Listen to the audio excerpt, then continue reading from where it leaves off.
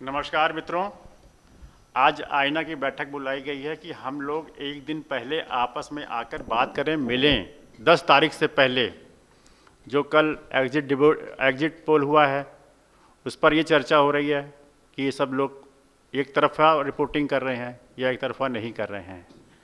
Samajwadi party के मुखिया हम तो चाहते हैं कि वो बरसों बरस राज करें, लेकिन जब वो किसी एक पत्रकार के लिए कहते हैं कि तुम इतने सीनियर नहीं हो, तो मैं खुद कहता हूँ मैं ज़िंदगी में सीनियर नहीं हो सकता।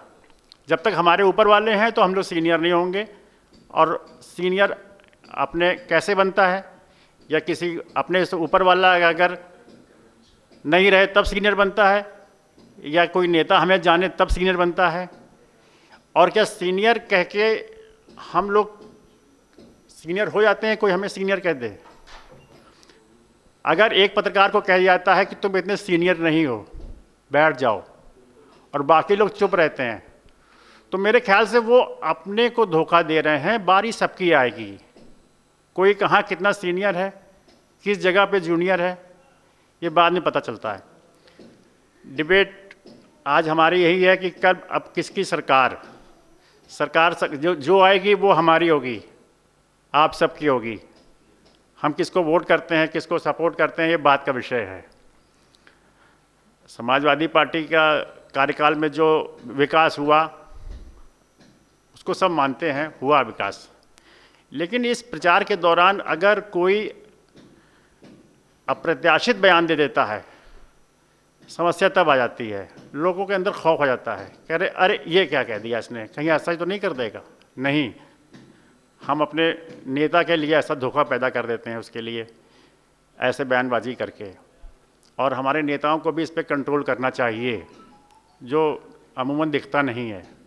हम जोश खरोश में बहुत ऐसे बयान कर देते हैं कि शायद अपने मित्रों को भी नाराज़ कर देते हैं।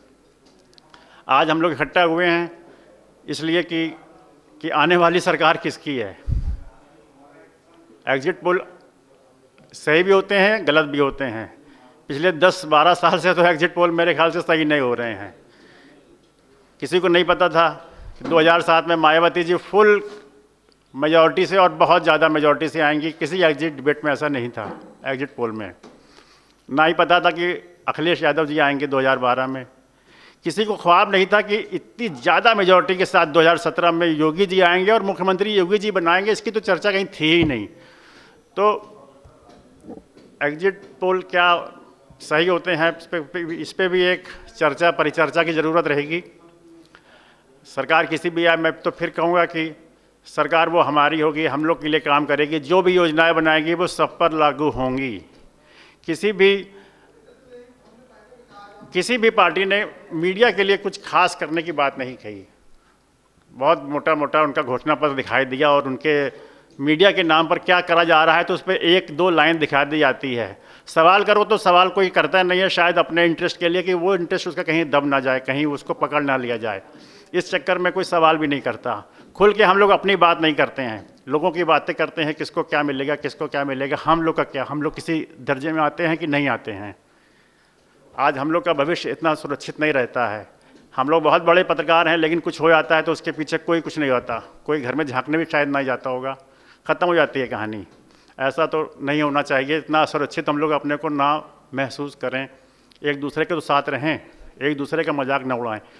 अगर कोई टिप्पणी करता है कोई नेता किसी भी पत्रकार के लिए, तो बाकी लोगों को कहना चाहिए ये इसका हम लोग विरोध करते हैं, लेकिन हिम्मत नहीं होती है। आज मेरी बारी है, कल तेरी बारी है। इस मामले में किसी से कोई यारी नहीं।